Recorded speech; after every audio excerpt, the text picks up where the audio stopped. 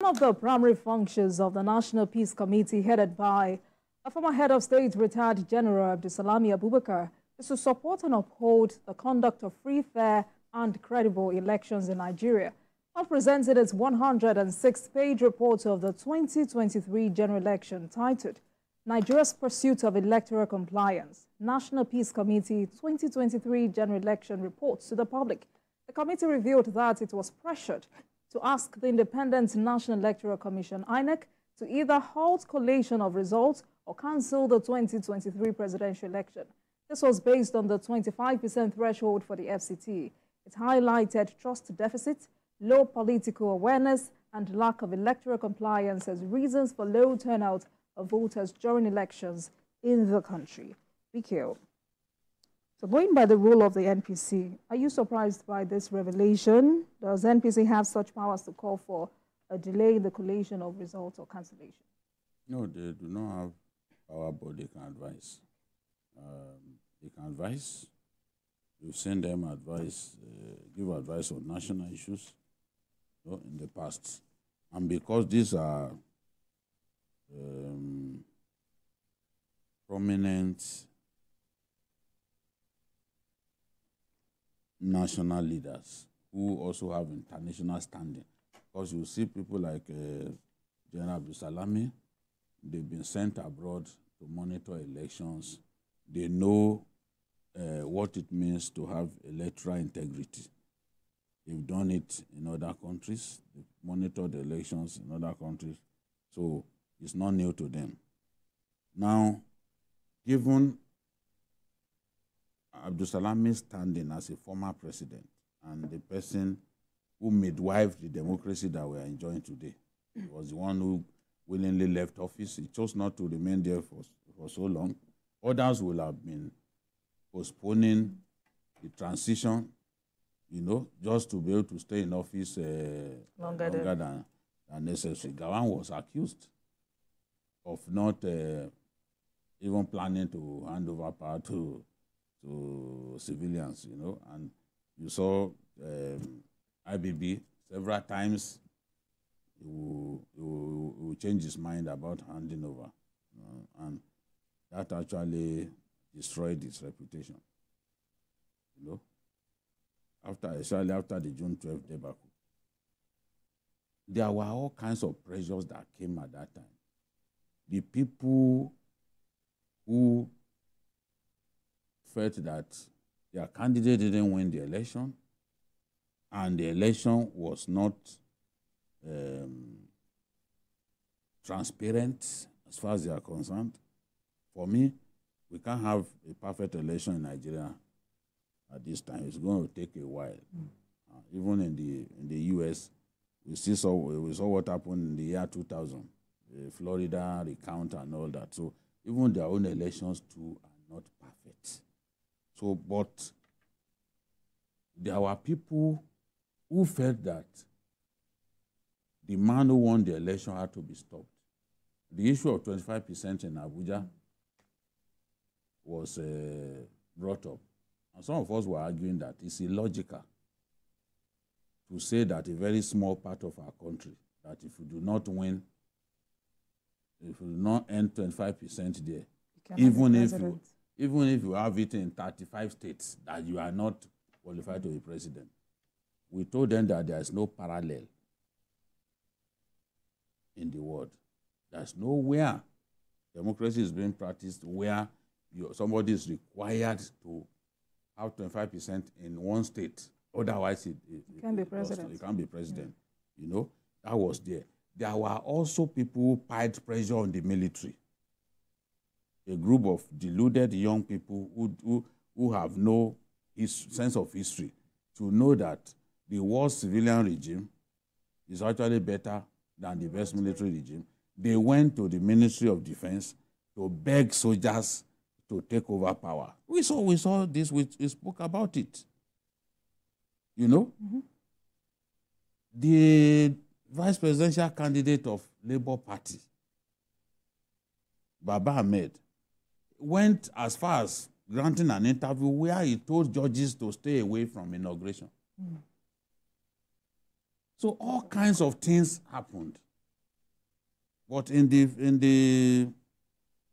remember Obasanjo was the first prominent Nigerian to complain about the conduct of the 2023 election. He did a press conference in which he complained at length about the way the election went. But he didn't stop there. Other people were piling pressure in the hope that INEC would stop the collation of results. Even while the collation was on, I remember that right there in the hall, some opposition elements were demanding that the collation should stop. But within that same hall, there were those who then said, no, you must continue. The process has to continue because the INEC chairman must complete his process. People can then go to court. So I'm not surprised that they received pressures. I remember Goodluck Jonathan even said that after the 2015 election, that people were sending pictures of underage voters in northern Nigeria. And they were saying, look, you are the president. Our party is being rigged out of power. You need to do something. But Goodluck Jonathan chose to just allow the matter to slide. Not that he didn't see evidence of irregularities, but he felt that, look, whatever the extent of irregularities, the Nigerian people have spoken, and that his ambition must not lead to loss of lives. So he called Muhammadu Buhari and considered defeat. So pressures will come. It's like, look, you want to win an election and you can see that somebody is ahead. And you have every reason to believe that the election was far from being perfect. Of course, you do your best to see whether the process can be truncated for a fresh election, which may now favor you. That was what I think happened at that time. And I agree with them that the voter turnout was not impressive. There is a lot that we need to do by way of sensitization, even good governance. Awareness. Good governance can encourage people to vote. When people see that the government does not appear to be there for them, they will be reluctant to come out and vote. You know, so there is, I hope that in future elections we'll be able to record a higher turnout. But if hunger continues to stalk the land, if the people do not feel excited that, there's a future for them, a lot of them won't bother to come out and vote. Popular leaders, the people on their own come out to validate popular leaders by voting for them. Look at the last US election. Both candidates were very popular.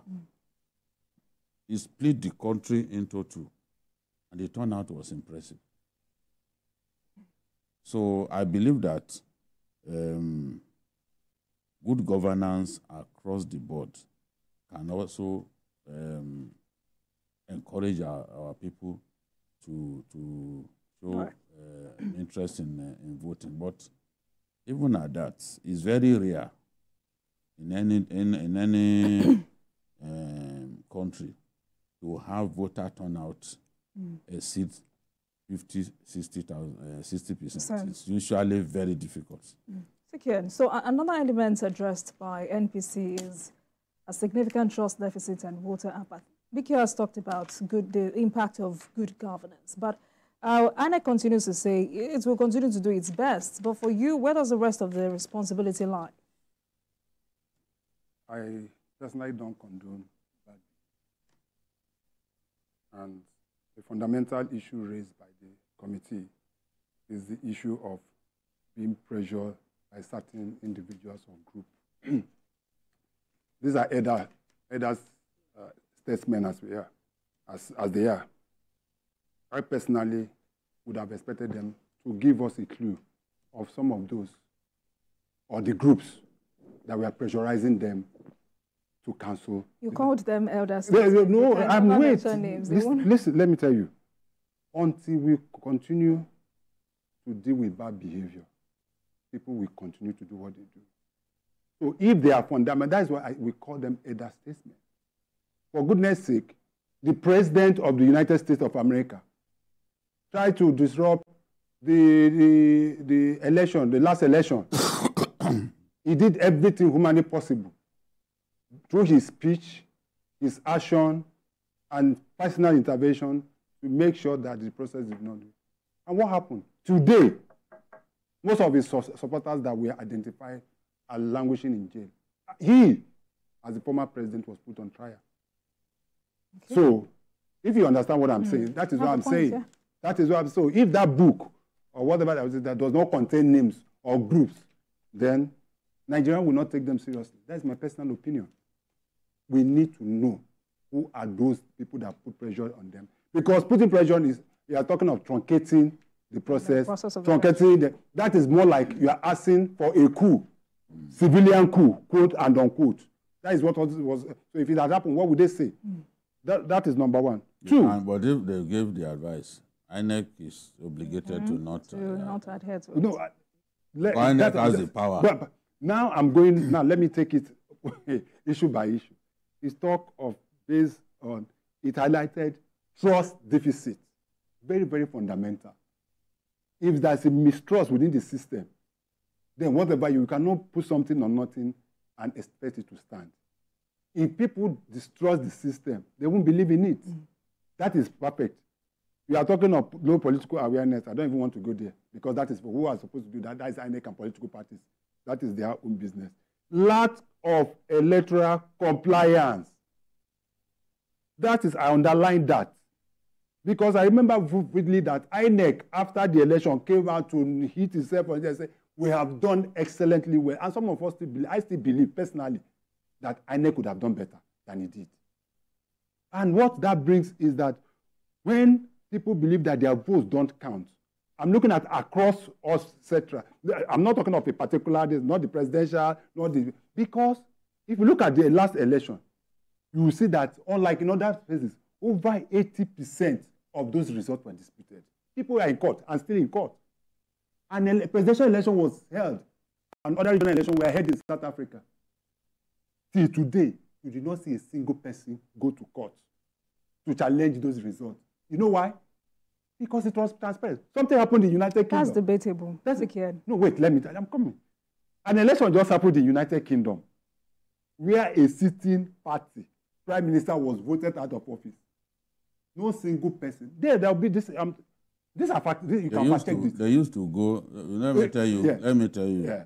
They used to challenge electoral outcomes in UK until they then began to deal decisively with people who are frivolously challenging electoral outcomes. So on their own, they know that because look, in our country, somebody will lose an election. He knows that he lost. Yet, he would think that the courts can give it back to him because the same people who didn't win election reclaim it through the courts. There are many reasons why we have litigation. There are some litigations that lawyers will simply tell you, look, let's try, we may succeed. It's not as if some people didn't know that they lost the election. No. Look at Kwara, for example. The governor overwhelmingly defeated the candidates that contested the election with him. Even from the presidential election, it was clear that the people of Kwara were heading in one direction. Did they stop litigation? Yes, also and that's why we now hear abuse of court processes. Whatever happens, they will go to court. Because let me put you on pause there. First and foremost, and that is why some people want to win by all costs and ask you to go to court and challenge. But let us take good example. No, what I'm saying is somebody who lost election, he knows that he can't win there. No, there are people, they know that they lost, but they still go to court. You know where I'm going to? look at what happened in 2015. Because Goodluck Jonathan, look at the process, despite what you said, that, well, the process might not be totally, but he felt that, well, the will of the people have spoken. Do you know the action of Goodluck Jonathan reduced litigation in the 2025 election to about 60 to 70%? Most people came to realize that this election was free and fair. No, because we were using the card reader for the first time. And they were using the card agree. reader for the first time. And so, the card reader helped to improve electoral integrity. But you see, some people are convinced that even if they lose, the courts can still give them back. I'm telling you the truth. Then they will go and try to bribe judges and all that. The only place lawyers. I didn't see them mention is the judiciary. That's where I wanted to land. They mentioned all other issues. They did not make any mention of the role played by the judiciary. And because we also must try to look at these issues moving forward. But I think it is good what they have done and what they've been doing. But the final one is that even the part being signed by most of the gladiators whenever we have election, they don't abide by it. That's one of the major challenges.